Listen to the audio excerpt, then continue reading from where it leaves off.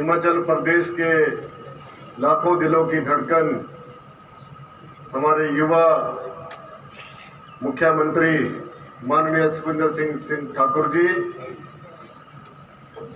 आपको बड़सर विधानसभा क्षेत्र में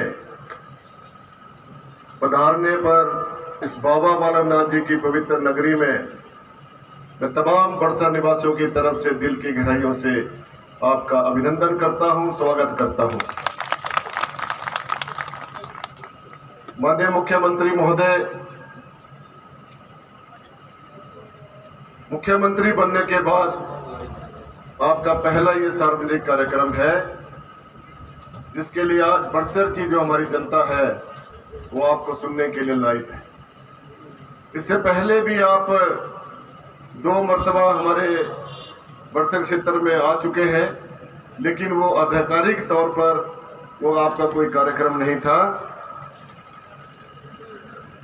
आज आप हमारे बीच में आए हैं तो हमारे क्षेत्र की बहुत सी मांगे हैं जो पिछले 6 वर्षों से जो है पेंडिंग पड़ी हुई हैं।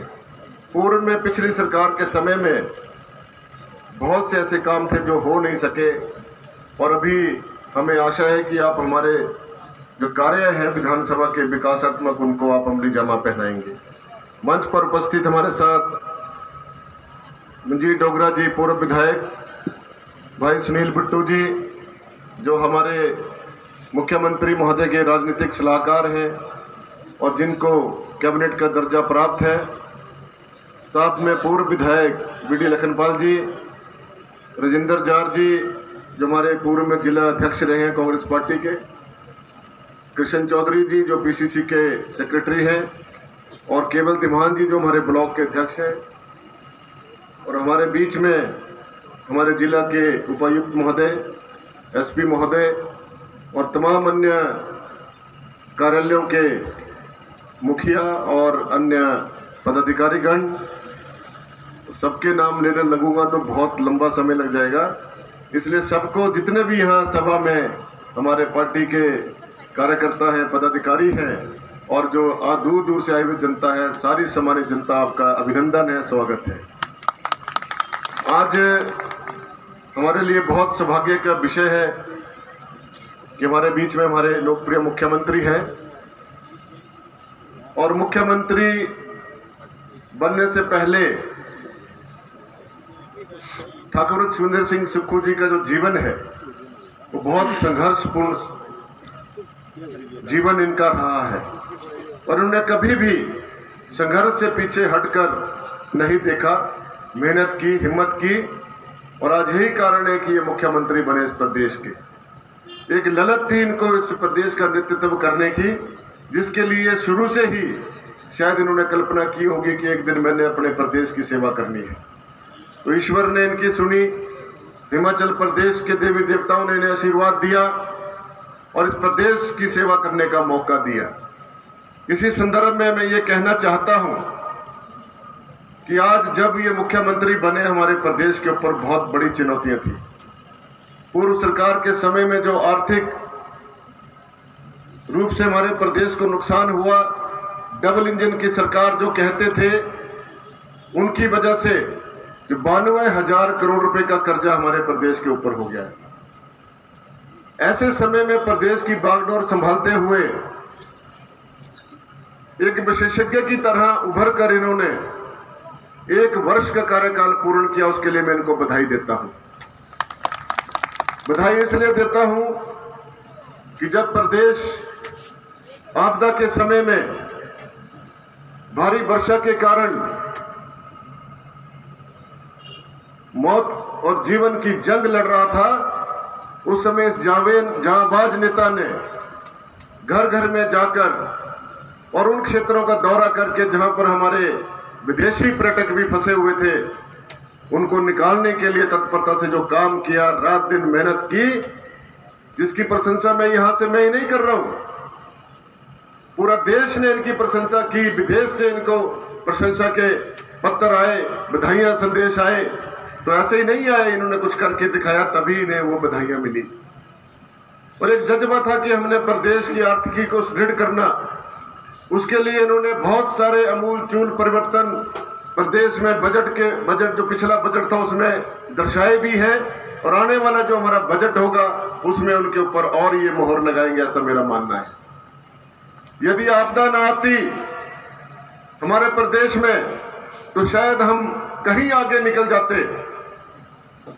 विपक्ष के लोगों ने बहुत परेशान किया, बहुत से इल्जाम लगाए कि मुख्यमंत्री के नेतृत्व में कोई कार्य नहीं हो रहा है। जब विधानसभा में मॉनसून सत्र में चर्चा हुई, 3 दिन तक चर्चा होती रही, उनकी तरफ से भी प्रस्ताव था और सरकार की तरफ से ठाकुर सुखविंदर सिंह सुक्खू जी ने भी प्रस्ताव रखा था कि इस आपदा के ऊपर चर्चा होनी चाहिए। 3 दिन तक चर्चा हुई। विपक्ष के नेताओं ने भी माना कि हमारे प्रदेश में बहुत नुकसान हुआ है, लेकिन जब माननीय मुख्यमंत्री महोदय ने उनसे कहा कि आप हमारे प्रस्ताव का समर्थन करिए, तो वो मूक दर्शक बनकर बैठे रहे। शर्म आनी चाहिए ऐसे नेताओं को जो बाहर आकर कुछ बोलते हैं और सदन में कुछ और बोलते हैं। जब हमने कहा कि प्रदेश को आर्थिक सहायता मिलनी चाहिए, या जो हमारी ये आपदा आई है इसको राष्ट्रीय आपदा घोषित किया जाए, तब भी उन्होंने कोई समर्थन नहीं किया।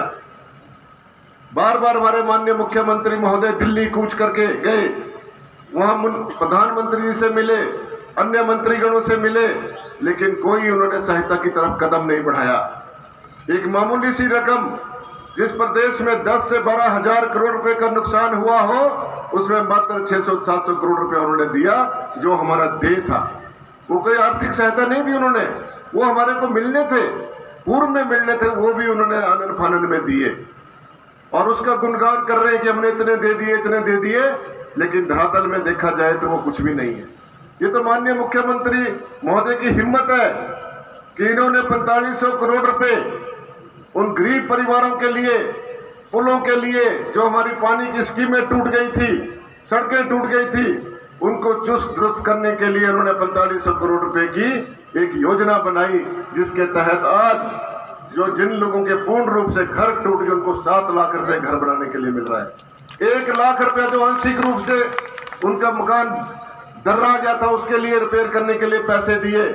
मनरेगा में प्रावधान किया कि 1 लाख रुपए आपको डंगा लगाने के लिए दिया जाएगा, और सड़कों के लिए और पानी की स्कीमों के लिए भरपूर हमारी सहायता के लिए, उसके लिए मैं धन्यवाद करना चाहूंगा। यही नहीं, आपने सुखाश्रय के चलते उन अनाथ बच्चों को चिल्ड्रन ऑफ द स्टेट घोषित करके एक बहुत बड़ा काम किया है, जो शायद ही हमारे देश में किसी मुख्यमंत्री ने किया हो। उसके लिए भी आपको साधुवाद है। आपने बहुत सी ऐसी स्कीमें चलाई जिससे हमारे प्रदेश के लोगों को आगे बढ़ने का मौका मिले। आपने हरित क्रांति की और पर्यावरण को बचाने के लिए इलेक्ट्रिकल की बसों की खरीद की बात कही, जो आने वाले समय में हमारे प्रदेश के पर्यावरण को बचाने में एक अहम रोल अदा करेंगी। आपने माननीय मुख्यमंत्री महोदय बड़सर के अंदर जो हमारा मिनी सेक्रेटरीट बन रहा था, पूर्व सरकार ने मात्र 90 लाख रुपए उसमें दिए थे, लेकिन यदि दुर्भावना से काम करते तो शायद वो आज भी खड़ी रहती बिल्डिंग। मैं आपका कोटि कोटि धन्यवाद करता हूं बड़सर की तमाम जनता की तरफ से कि आपने 11.5 करोड़ रुपए उस मिनी सेक्रेटरीट के लिए स्वीकृत करके एक बहुत बड़ा काम किया है। जो लोग ये कहते हैं कि बड़सर में विकास नहीं हो रहा है, उनको मैं ये बताना चाहता हूं, अभी आप इस सभा के बाद 130 करोड़ रुपए की जो हमारी महत्वाकांक्षी पानी की योजना है, जो गोविंद सागर से जो पानी उठाया जाएगा, उसका आप भूमि पूजन करने जा रहे हैं। बहुत बड़ी स्कीम हमारे क्षेत्र के लिए है, जो लगभग 2 वर्ष में तैयार होगी और हमारे क्षेत्र को पानी की समस्या का सामना नहीं करना पड़ेगा, ये मैं आपको कहना चाहता हूं। इसी के साथ माननीय मुख्यमंत्री महोदय, हमारे यहाँ पर गढ़वाल क्षेत्र में जो यहाँ पर संजय प्रधान जी ने और मंजीत डोगरा जी ने कुछ बातें रखी, मैं भी उनका समर्थन करता हूं, और इस मांग पत्र में जो हमने बातें रखी हैं उनको उस पर आप जरूर ध्यान दीजिएगा, और आने वाले वर्ष में आपने जो हमें सौगातें देनी है उनको मैं आपके सामने क्रमशः पढ़कर बताता हूं। माननीय महोदय, हमारा प्राथमिक स्वास्थ्य केंद्र जो कि भोटा हाईवे पर स्थित है, बहुत लंबे समय से वहां की जनता की मांग है कि इसको अपग्रेड किया जाए, और वहां पर जो अभी वर्तमान समय में वहाँ बहुत रश हो रहता है मरीजों का, और आए दिन वहाँ पर दुर्घटनाएं होती रहती हैं। तो एकदम से वहाँ पर भोटा हॉस्पिटल में उनको पहुँचाया जाता है, लेकिन वहाँ पर उचित डॉक्टर उपलब्ध ना होने की वजह से, स्टाफ नर्सेज ना होने की वजह से, मशीनरी ना होने की वजह से जो हमारे मरीज हैं उनको सही तरीके से उपचार नहीं मिल पाता। फिर उनको हमीरपुर जाना पड़ता है, और हमीरपुर फिर टांडा जाना पड़ता है, या फिर पीजीआई जाना पड़ता है, जिसमें उन्हें बहुत परेशानियों का सामना करना पड़ता है। इसी प्रकार से जो हमारा नागरिक अस्पताल बड़सर में है, उसके लिए भी आपने 100 बेडेड की करने की आज यहाँ पे हमने आपके सामने मांग रखी है। इसके ऊपर भी आपने ध्यान देना और इसको आपने पूरा करना है, क्योंकि बड़सर का जो हमारा सिविल हॉस्पिटल है, राजा वीरभद्र सिंह जी के कार्यकाल में वो हमें सिविल हॉस्पिटल मिला था, लेकिन पिछले 6 वर्षों से वहां पर कोई भी काम नहीं हो पाया। ये जो अभी आज उसका वहां पर आवासीय कॉलोनी का उद्घाटन करेंगे, ये भी आपके समय में पैसा वहां पर पहुंचा है, जो आज काम पूरे हुए हैं। इसी के साथ जो हमारा उप स्वास्थ्य केंद्र यहाँ पर बिजड़ी के अंदर है, इसका भी कम्युनिटी हेल्थ सेंटर के रूप में इसको स्तरोन्नत किया गया था, लेकिन यहाँ भी पूर्ण रूप से सुविधाएं नहीं है। इसके नए भवन को बनाने के लिए प्रकलन तैयार किया गया है। मेरा आपसे यहाँ भी मांग है कि इसको भी 50 बिस्तर का हॉस्पिटल बनाने की आप आज यहाँ से घोषणा करेंगे, और आने वाले समय में उस पर अमल भी करेंगे।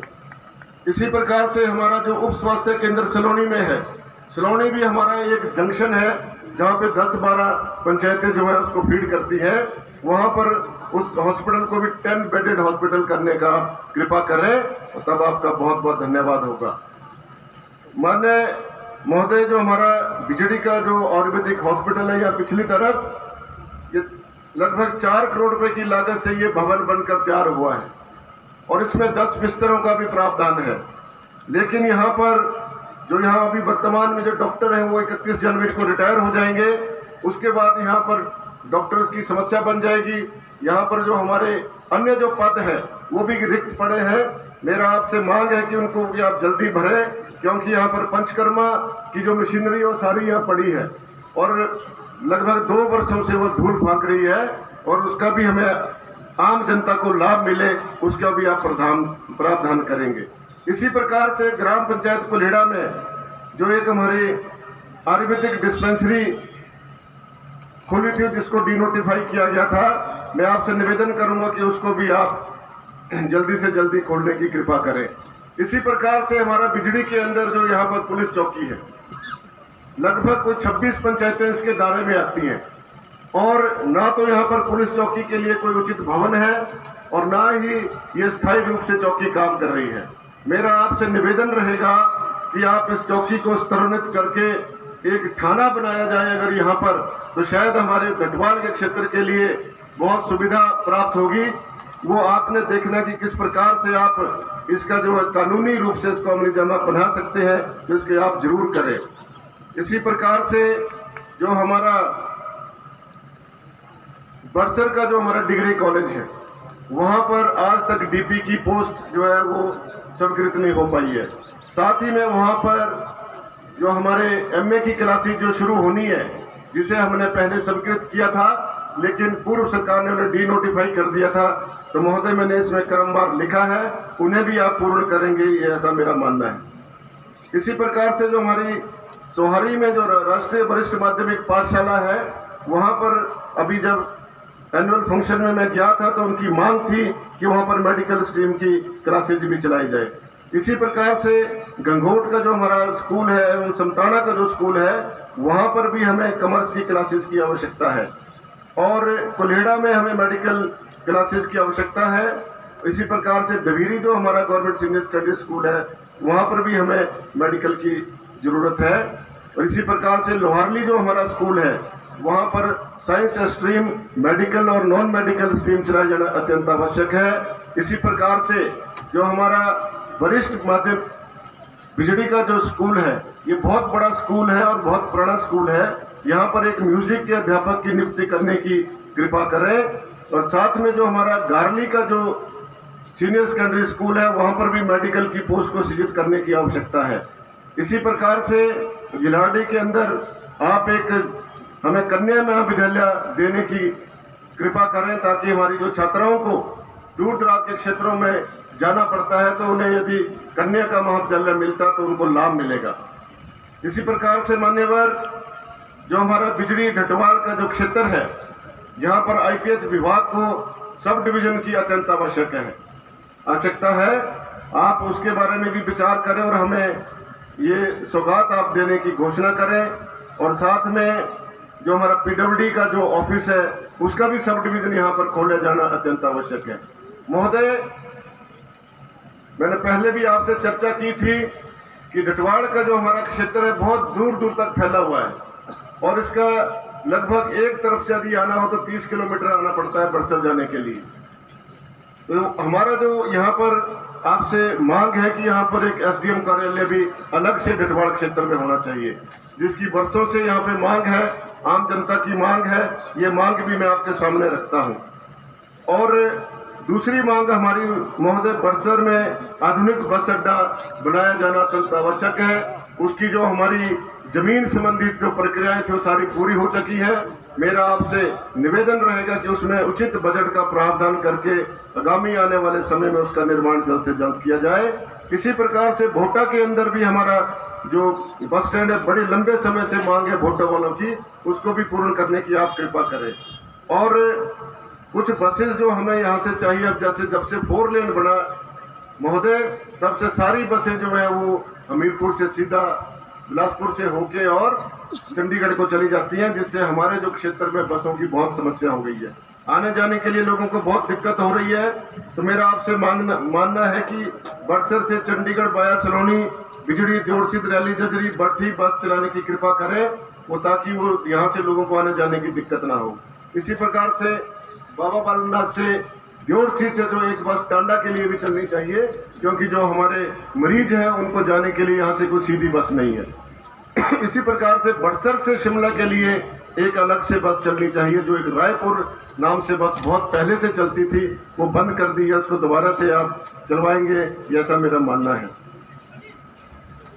महोदय, हमारे पशुपालन विभाग की भी कुछ समस्या है, जिसमें बड़सर में हमारा पशुपालन हॉस्पिटल की बिल्डिंग, नई बिल्डिंग बनाए जाने की आवश्यकता है।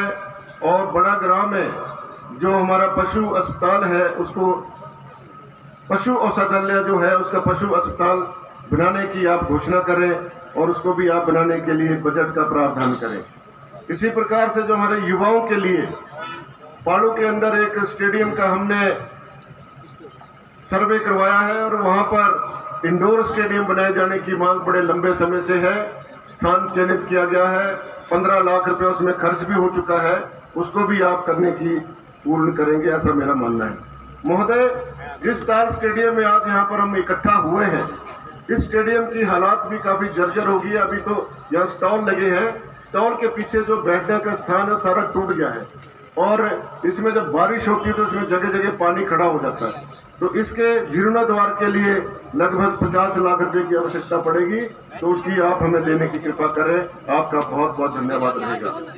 इसी प्रकार से हमारे यहाँ जो बाजार के जो एरिया है, सलोनी का बाजार है, बिजड़ी का बाजार है, बिजड़ी में हमें, और साथ में कुआं चौक है, और साथ ही में बड़सर का जो हमारा मेन बाजार है, महरे में गार्ली चौक है, यहाँ पर आप एक फ्लड लाइट्स का हमें प्रावधान करा दें, ताकि रात के समय में जो चोरियां इत्यादि होती है या आने जाने को दिक्कत होती है, उससे हमें लाभ मिल सके।